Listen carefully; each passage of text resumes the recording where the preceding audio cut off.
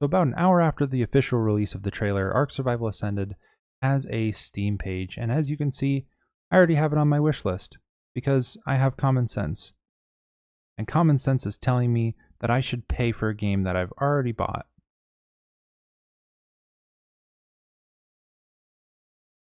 Anyways, if you don't put it on your wish list, you're totally missing out. This is going to be awesome. They do have some updates informational wise.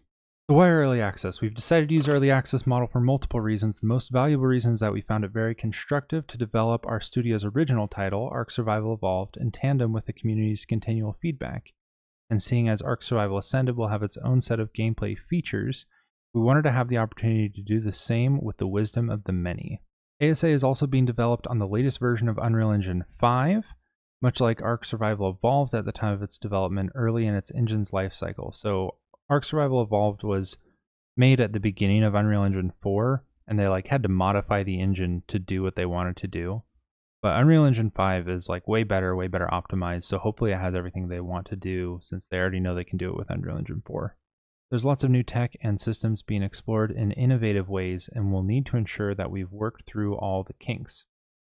Finally, ASA has its own unique content roadmap in addition to the remade expansion pack content, which gives us an opportunity to develop closely with the community.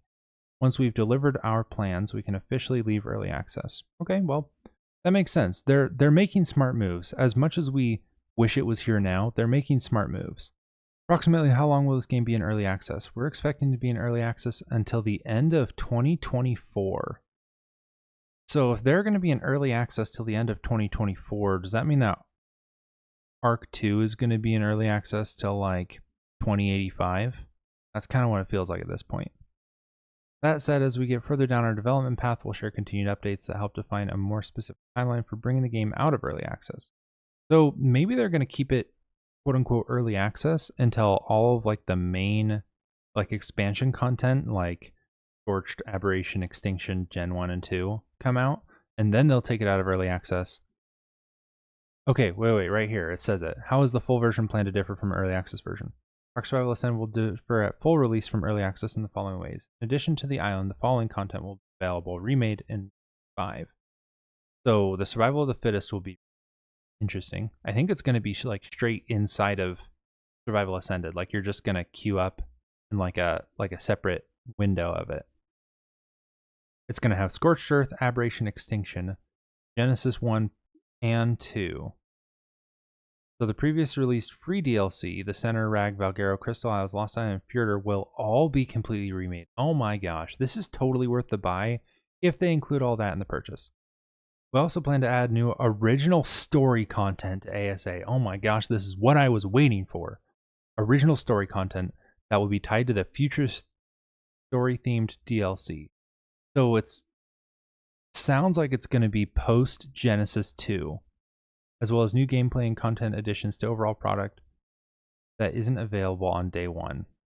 So it sounds like they're going to be adding in large portions, like whole new maps, maybe after Gen 2, maybe in between Extinction and Genesis, because it says tied to future story-themed DLC.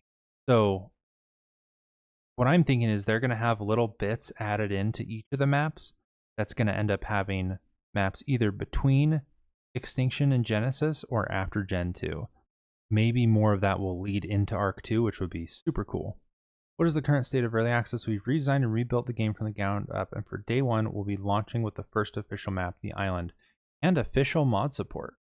Cool, so they'll have mods available as soon as it starts. I know some of them have been in development for launch day.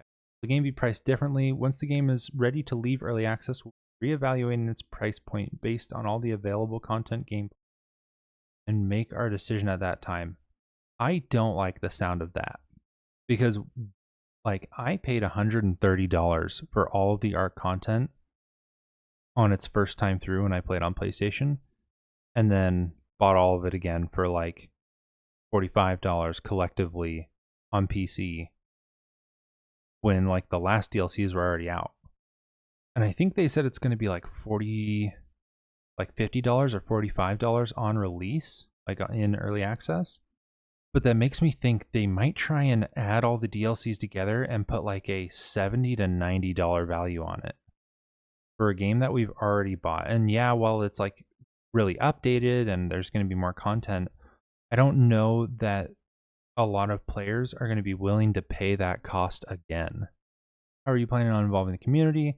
We already know how they involve the community. Okay, here we go. This is important. I was thinking that maybe this wouldn't be important to read. I mean, they've got stuff that we already know, advanced physics, all that stuff. Building pieces break apart realistically, interacting with grass and water as they fall. That's pretty cool. But here's what's important. ARK Survival Ascended includes access to all of ARK's worlds. All of ARK's worlds. It doesn't say paying extra DLC. Including Scorched Earth, Aberration Extinction, Genesis Part 1 and 2, and more.